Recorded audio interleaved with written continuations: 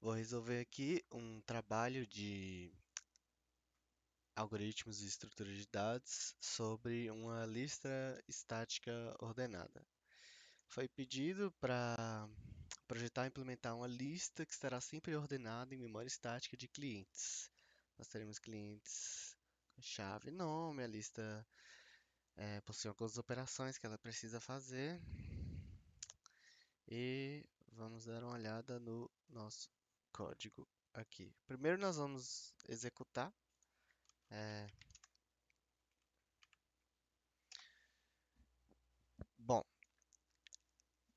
o código está funcionando.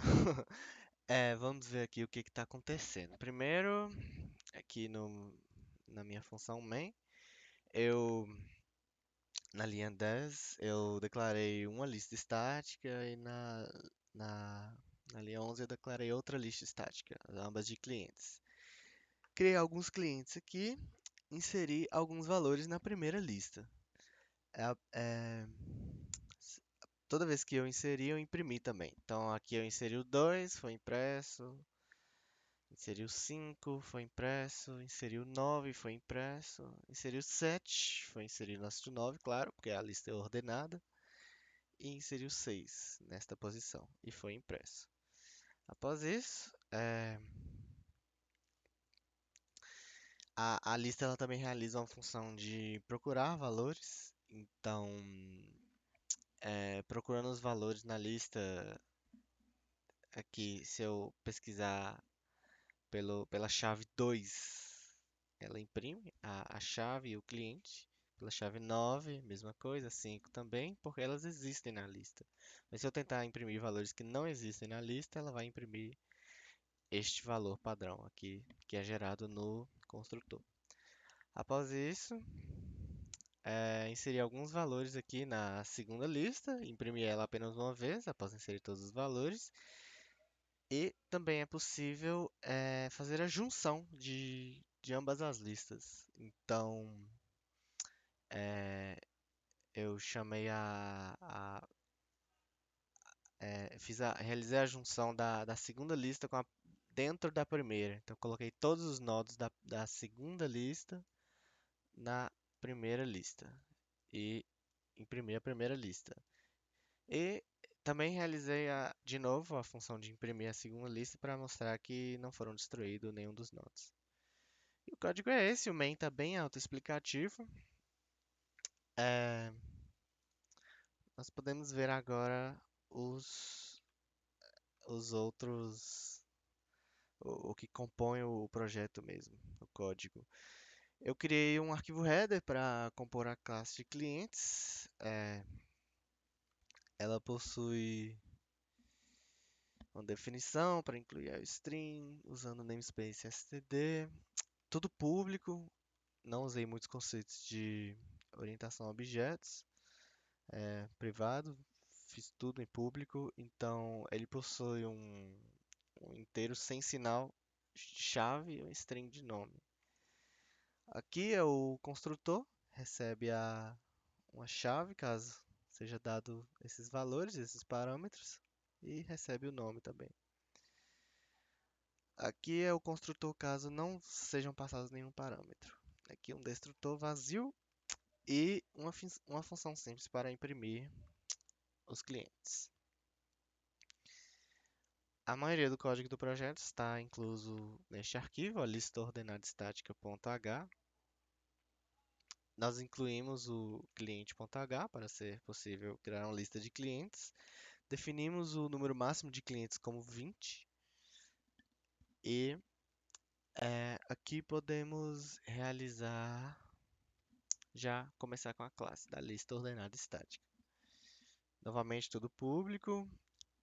Foi criado um inteiro sem sinal de número de clientes, né, o tamanho da lista, e um array de clientes que compõe a lista em si, né?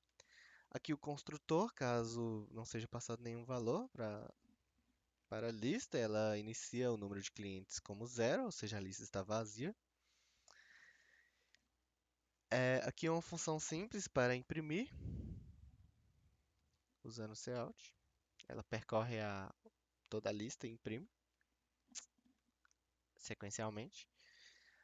Aqui é uma função de realizar uma busca binária em um array de clientes de forma recursiva. Eu comentei bastante parte do meu código, foi mais para ajudar na gravação do vídeo mesmo, mas é bom que o código está bem legível também. É, Então essa função ela recebe um array de clientes, ela recebe uma posição inicial da lista dos clientes, uma posição final e o valor, que é a chave, para ser buscado. Ela recebe todos esses valores para ser possível realizar uma busca binária, que é uma busca de complexidade bem melhor do que uma busca sequencial comum. A função retorna a posição do cliente no array, uma posição inteiro mesmo. Então, é uma função recursiva, então esse condicional serve para dar o fim à recursão, ou seja, se o fim for assim, ele só executa esse código aqui e ele só chama recursivamente se o fim continuar a ser maior ou igual ao início. Se o início passar a ser maior que o fim, então ele ele determina que a chave não está presente e retorna -1. Começando aqui as chamadas recursivas, primeiro eu preciso definir o meio do array de clientes. O meio é definido como início, mais isso aqui dividido por 2, é o fim menos início dividido por 2. Dessa forma, nós encontramos um meio independente se tiver um número par ou um número ímpar de clientes. Se a chave estiver presente na posição do meio, ele retorna o meio já. E isso aqui que vai dar o fim à recursão mesmo, se nós tivermos a chave presente na lista. E aqui são as duas chamadas recursivas para, para definir a nossa busca de um jeito melhor. Então aqui aqui esse condicional tá basicamente falando se a chave do meio do array de clientes for maior do que a chave buscada, que foi passada ali como parâmetro x, então ela retorna recursivamente a mesma função, mas agora o final foi substituído por meio menos um. Então, efetivamente descartando a metade inferior da lista. E se não, né? Se a chave do meio não for maior que x, então significa que ela é menor que x e a gente descarta a metade superior da lista, ou seja, só é possível ela estar ali no, na primeira metade da lista. É, beleza, essa é a função recursiva. Aqui a função procura, ela recebe apenas uma chave e realiza a busca do cliente chamando essa função aqui de busca binária.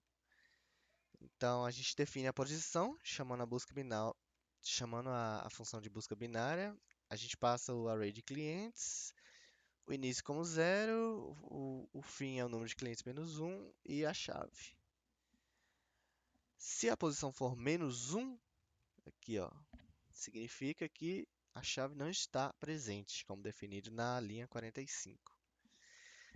Então nós criamos um cliente C vazio e retornamos ele. Se vocês lembram lá do cliente.h, retornar um cliente que a gente não passou nenhum valor, vai retornar apenas um cliente de dummy com a chave zero. Isso foi gerado pelo construtor da classe. Se não, quer dizer que achou a chave e retorna o cliente buscado. Aqui tem uma função similar de busca binária, mas essa foi feita de forma iterativa. Ela foi levemente modificada para servir para inserção. Ela recebe uma chave de um cliente a ser inserido e procura a sua posição correta, de forma iterativa mesmo, com um loop while. A mesma condição da chamada recursiva. Aqui definimos o meio da mesma forma. Ahn, aqui, se a chave do no meio da lista for a chave correspondente com a posição correta mesmo da chave que a gente quer inserir, ela retorna,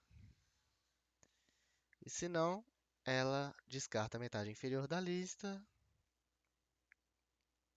ou descarta a metade superior da lista, realizando assim uma busca binária, pois isso vai rodar dentro de um loop até encontrar ou até não encontrar, não estiver presente. E nesse caso, se não estiver presente, na verdade vai estar presente, né? Porque a gente está procurando um lugar para colocar ela. Aqui a posição correta vai ser acumulada aqui na variável início. E ela que será retornada após o loop terminar. Aqui a função de inserir, ela insere o cliente na lista de forma ordenada. Um pouco mais cedo eu falei que vai ter possível, porque não tem como a gente colocar um. A gente sempre vai identificar se a lista estiver cheia, aqui dessa forma. Esse return aqui está aqui para não inserir, caso a lista estiver cheia. E aqui nós definimos a posição, chamando a função que eu expliquei previamente, da mesma forma. Ela começa no zero e ela termina no número de clientes menos um. É o fim.